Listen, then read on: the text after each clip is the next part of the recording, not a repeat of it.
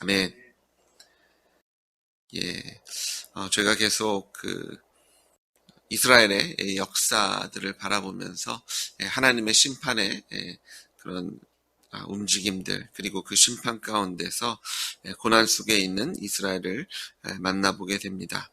우리가 이런 역사 속에서 하나님의 손길을 바라보시며 우리가 이스라엘이 저질렀던 그 마음이 강팍해지고 목이 곧아져서 하나님의 음성을 듣지 못하고 또 하나님을 외면했던 그런 우상 숭배에 빠졌던 그 모습에 저희가 빠지는 것이 아니라 오직 우리를 구원하시고 우리를 사랑하시는 천지의 주관자 되신 하나님만 바라고 하나님만 섬기시는 여러분의 가정과 기업되고 여러분 되시길 주의로 축복합니다. 오늘 특별히 예레미야 애가는 예레미야가 썼다라고 알려져 있죠. 예루살렘 성이 이제 다 파괴되어지고 또 바벨론 포로기가 시작한 하고 얼마 있지 않아서 황폐한 예루살렘 땅을 바라보며 예레미야가 탄식하며 쓴 글이 예레미야 애가입니다. 그래서 탄식시 그런 슬픔들을 표현하고 있고요. 또 왜 우리가 이런 자리에 있는지 그것들을 다시 한번 돌아보며 하나님께 그들을 구원해 주실 것을 또 노래하고 있는 것이 예레미야 애가인 것을 보게 됩니다. 1장 1절에 보시면 슬프다 이 성이여 예루살렘이죠. 하나님의 성전이 있었던 또 하나님께서 세우신 다윗 왕가가 있어서 하나님의 통치와 주권 결코 하나님의 성전이 있는 이 도시는 멸망할 수 없고 적들이 쳐들어올 수 없다라고 그들이 믿고 있었던, 하지만 그에 반해서 그렇다면 하나님만 섬기고 예배해야 됐을 텐데 그런 확고한 믿음에 반해서는 오히려 그곳에서 우상을 섬겼던, 그래서 이율배반적인 그런 모습을 갖고 있었던 이스라엘 모습을 바라보게 되고요.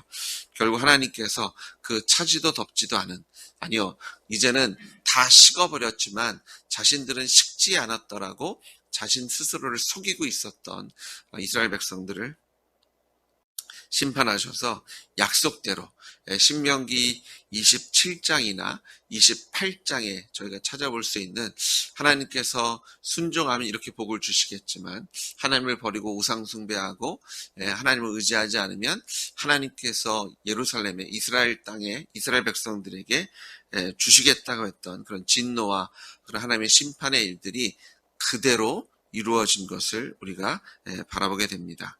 많은 사람이 있었던 곳이 적막하게 되었고요. 공주와 같고 그런 여왕과 같은 삶을 살았던 사람들이 이제는 강제 노역을 하는 그런 노예의 신분으로 탈바꿈했던 것을 이제 슬퍼하며 울고 있습니다. 그런데 더 힘든 것은 그렇게 울고 있고 힘들어하고 있는데 그런 이스라엘을 위로하는 사람들이 없다는 겁니다. 그 전에는 이스라엘을 사랑합니다. 우리는 당신의 우방입니다. 우리가 당신을 응원합니다 했던 무수히 많은 사람들과 나라들이 이제는 그들을 본체 만취하고 그들이 슬픔 속에 있지만 그들이 어려움 속에 있지만 손을 내밀어 그들을 도와주지도 않고 뭐 도움을 바라지도 않아요. 그냥 위로조차 하지 않는, 오히려 자신들을 배반하고 조롱하는 자들과 함께 섞여서 내가 너희들 이럴 줄 알았다, 고소하다, 잘됐다라고 비난하는 소리가 사방으로부터 들어오는 것을 고백하고 있습니다. 1장 2절에 보니까 사랑하던 자들 중에 그에게 위로받는 자가 없고 친구들도 다 배반하여 원수들이 되었도다. 자, 사랑하던 자들입니다. 친구라고 생각했던 사람들이에요. 그런데 어려움이 오니까 결국 누구라고 판명이 난 거예요? 자신을 사랑했던 사람들이 아니었습니다. 친구도 아니었다는 거죠. 자기는 그냥 그들이 나의 친구이고 참 나를 사랑하는 사람이야, 내가 참 의지할 만한 존재라고 생각할지 모르겠지만 막상 정말 사랑받아야 되고 막상 진짜 친구가 필요할 때는 자신들을 사랑하는 사람들도 아니었고 자신들의 참 친구도 아닌 것이 판명난 것을 우리가 바라보게 됩니다. 하나님과의 관계가 올바라야 우리 주변 사람들과의 관계도 하나님의 공의와 정의와 사랑이 흐르는 것을 믿으시는 여러분들 주의로 축복합니다. 이 하나님과의 관계가 어그러워지면 우리 주변 사람들과 관계 그리고 자연과의 관계조차도 다 망가지고 어그러질 수밖에 없습니다. 기준이 흐트러지니까 그럴 수밖에 없어요. 기준이 있을 때는 서로 그 기준을 바라보면서 서로 해야 할 것을 하다 보면 그게 서로를 위하게도 되고 서로에게 그런 정의와 공의가 있는데 기준이 없어지면 자기가 의가 되고 자기가 공의가 되고 자기만 편하면 되기 때문에 이제는 기준이 흐트러져 버리면 다 나를 따라오고 나를 위해서 존재하고 내가 밟고 올라가도 되는 그런 존재로 바뀌어지는 것을 보게 되고요. 철저하게 힘의 논리에 의해서 사랑이 아니죠. 은혜가 아니죠. 친구도 없고 그런 경쟁 속에서 서로를 조롱하는 자리에 쓰는 것을 우리가 보게 됩니다. 우리가 주님 안에 있을 때 우리가 사랑도 할 수 있고 주님 안에 있을 때 참된 친구도 사귈 수 있는 줄 믿습니다. 그래서 우리가 하나님과의 관계, 이스라엘 역사를 통해서 천지를 주장하시고 나를 위해 십자가에 달려 죽으시고 부활하신 예수님께서 우리의 주와 하나님이심을 정말 마음껏 담대히 선포하시는 여러분들 주의로 축복합니다. 이스라엘 땅이 얼마나 황폐했는지요. 1장 3절에 보시면 쉴 곳을 얻지 못하며 4절에 보니까 시온의 도로들이 슬퍼하며 절기를 지키러 나아가는 사람이 없음이로다. 모든 성문들이 적막하며 제사장들이 탄식하며 처녀들이 근심하며 시온도 곤고를 받았도다.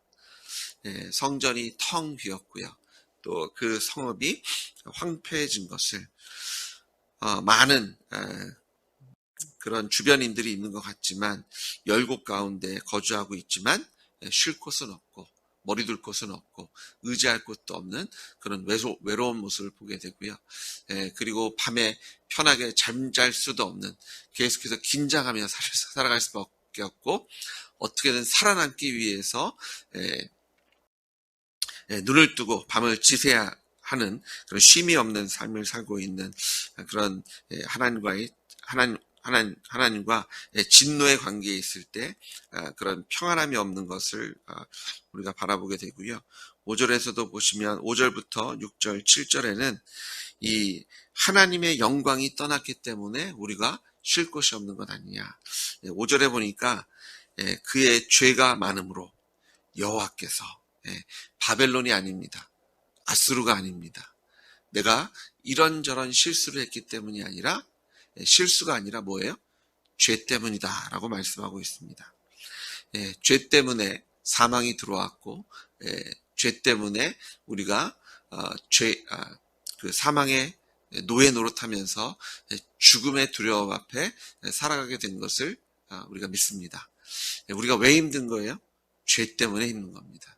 하나님이 안 계셔서 힘든 거고 하나님의 통치와 주권을 받지 않기 때문입니다. 사망의 음침한 길을 걸을지라도요 하나님께서 우리와 함께 하시면 그곳에 평강이 있고 기쁨이 있고 승리가 있는 줄 믿습니다. 근데 아무리 호의호식을 하고요 부족함이 없어도 하나님이 그 자리에 함께 하지 않으시면 우리의 인생에 기쁨이 없고 평강이 없고 쉴 곳이 없는 것을 깨달으시는 여러분들 주의로 축복합니다.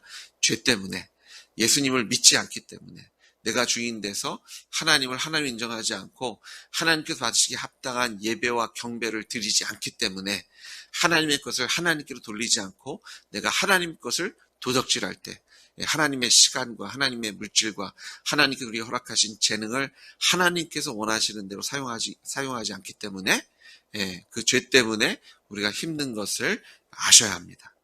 그럼 이게 간단해집니다. 우리가 편안해지고 우리가 평강을 누리고 우리가 기쁨을 누리고 사망이 오건 어떤 환난이 와도 우리가 이것을 넉넉히 이기려면 다른 거 아니에요. 죄의 문제만 해결하면 되는 줄 믿습니다. 그럼 상황을 바꿔주시고 나를 바꿔주시고 주변 사람들을 바꾸셔서 하나님의 통치와 주권 안에서 우리에게 하나님의 그 참 평강과 예수님을 부활의 권능으로 높이셨던 것처럼 우리도 그 영광의 자리로 올려주실 줄 믿습니다. 죄의 문제는 어떻게 해결해요? 예수님밖에 안 계십니다.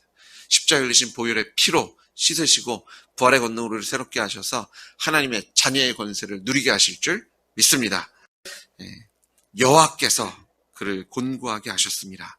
이걸 다시 얘기하면 여호와께서 우리를 그의 영광에 동참케 하실 줄 믿습니다. 이 딸 시온의 모든 영광이 떠나감이 문제였던 거죠. 사실이요, 이럴 때일수록 성전에 그들이 찾아와서 무릎 꿇어야 하고 제사 드려야 되고 하나님을 찾아야 하는데, 이제 리더들이 다 사라지고, 그리고 웬만한 그런 일을 할 수 있는 많은 사람들이 이제 바벨론으로 포로로 잡혀간 그 빈 성읍, 빈 성전, 어쩌면 망연자실한 가운데 뭘 해야 될지도 모르고 주저앉아 있었을지도 모르겠어요. 어쩌면 이제는 새로운 총독이 세우셨고 이제 그를 중심으로 바벨론 눈치를 보면서 이렇게 삽시다. 그런 와중에서도 내가 다시 한번 왕권을 한번 잡아봐야 되겠다라는 이스마엘 같은 사람도 등장하고, 하지만 그들이 어디에 가야 되는 겁니까? 성전으로 왔어야 됩니다. 무릎 꿇고 기도하고 제사 드리고 다시 하나님을 인정하는 모습이 있어야 되는데요. 그들이 성전을 그대로 두었을 때 하나님의 영광이 떠난 그 성읍, 돕는 자가 없고 쉴 곳을 얻지 못하는, 7절에 보니까 그의 백성이 대적의 손에 넘겨졌으나 그를 돕는 자가 없었고, 쉴 곳이 없고 돕는 자가 없는 하나님의 전으로 나아오십시오. 오늘 주의 전에 나와서 예수님의 이름으로 울부짖으시고 주를 찾는 모든 사랑하는 하나님의 자녀들 위해 하나님의 큰 축복과 성령의 충만함이 함께 하실 줄 믿습니다. 축복합니다. 주님께서 우리의 기도를 들으시고 응답해 주실 줄 믿습니다. 자, 이 예레미야가 하나님께 탄식하며 죄를 고백하고 하나님의 구원을 호소합니다. 8절부터 보시면 예루살렘이 크게 범죄함으로 조석거리가 되었습니다. 하나님, 우리가 죄를 범했습니다. 우리가 죄인입니다. 9절에 보니까 하나님, 우리를 위로할 자가 없습니다. 이걸 다시 얘기하면 뭐예요? 하나님만이 우리를 위로해 주실 수 있습니다. 우리가 친구라고 믿었던, 우리를 도울 수 있고 우리를 사랑했다고 생각했던 사람들 다 떠났습니다. 이제 보니까 그들은 우리를 사랑한 게 아니라 내가 갖고 있는 힘, 돈, 이거 보고 왔었는데, 친구라고 믿었는데 친구도 아니었는데, 이제 보니까 우리를 위로할 수 있고 우리를 세워줄 수 있는 분은 하나님밖에 없음을 그가 고백하고 있습니다. 그러면서 하나님께 지금 우리가 이렇게 억압받고 있는데, 힘들고 있는데, 그 원수들 보니까 그들도 하나님 올바른 사람이 아닙니다. 하나님, 그들의 그런 교만함을 바라보시면서 또 나의 환난은 감찰해 주십시오. 제가 지금 이런 지경에 있습니다. 지금 예레미야는요, 철저하게 하나님의 자비를 구하고 있습니다. 하나님, 제가 뭐 이런 걸 했으니까, 내가 이런 걸 할 테니까 우리 용서해 주소가 아니라, 하나님, 저희 그냥 이 환난 속에 있고 저희 참 불쌍한 자들입니다. 그냥 불쌍히 여겨 주십시오. 자비는요, 우리가 감당할 수 없는 것을 하나님께서 대신 감당해 주시는 하나님의 사랑입니다. 용서해 주시는 거예요. 책임을 묻지 않으시는 거예요. 우리가 마땅히 치러야 하는 그런 죄값을 하나님께서 자비하셔서 우리를 사랑하셔서 그 채무를 용서해 주시는 그 하나님의 자비를 지금 예레미야가 구하고 있고요. 오늘 우리가 하나님의 자비를 구하실 때 하나님께서 예수님을 우리에게 주시기를 주저하지 않으셨던, 마다하지 않으셨던 하나님의 그 큰 사랑으로 우리를 덮어주시고 채워주시고 우리를 세워주실 줄 믿습니다. 자비를 구하십시오. 내가 받을 만해서 받는 거 아니에요. 내가 용서받을 만해서 하나님께서 그런 그 채무를 묻지 않으시는 것이 아니라 하나님의 사랑 때문이고 예수님께 흘리신 보혈의 피 때문이고 예수님 부활하셔서 우리를 하나님의 자녀로 양자 삼으시고 양녀 삼아 주셨기 때문인 줄 믿습니다. 오늘 하나님의 은혜와 자비를 사모하시는 여러분 되시고요. 우리를 위로하실 수 있는 분은 하나님밖에 없습니다. 11절에 나는 비쳐나오니 여호와여 나를 돌보시옵소서. 오늘 이 고백이 우리의 고백이 되고 하나님께서 우리가 하나님께 온전히 굴복하며 나아갈 때 하나님의 자비와 은혜로 우리를 채워주실 줄 믿습니다. 하나님 아버지, 오늘도 주님의 은혜를 구하고 자비를 구합니다. 하나님, 내 안에 주님께 드릴 것 아무것도 없지만 이런 나라도 주님께 무릎 꿇고 손을 들고 입을 열어 주님을 찬양하고 주님을 예배하며 경배하는 것을 주님 기뻐하신다면 하나님, 나의 전부를 드려 주님을 찬양하고 예배하겠습니다. 하나님, 특별히 예수님의 십자가 부활로 하나님께 나아올 수 있도록 우리를 정결하게 씻으시고 우리를 은혜와 자비로 자녀 삼아 주셔서 오늘로 주님 앞에 나오게 하셨으니 감사를 드립니다. 하나님, 우리의 경배와 찬양을 받으시고 우리의 눈물의 기도를 들으셔서 오늘도 우리를 긍휼히 여기시는 주님, 우리의 삶을 하나님의 은혜와 자비로 풍성히 채우시고 아버지 하나님, 이미 예수님을 통해서 우리에게 허락하신 은혜와 자비를 누릴 수 있는 믿음과 겸손한 마음을 우리에게 채우셔서 오늘도 성령의 충만함으로 아버지 승리하며 감사의 노래를 올려드리는 우리의 삶 될 수 있도록 축복하실 줄 믿습니다. 하나님의 은혜와 자비를 사모합니다. 아버지 하나님, 나는 비쳐나오니 여호와여 나를 돌보시옵소서. 예수님의 이름으로 기도드렸습니다. 아멘.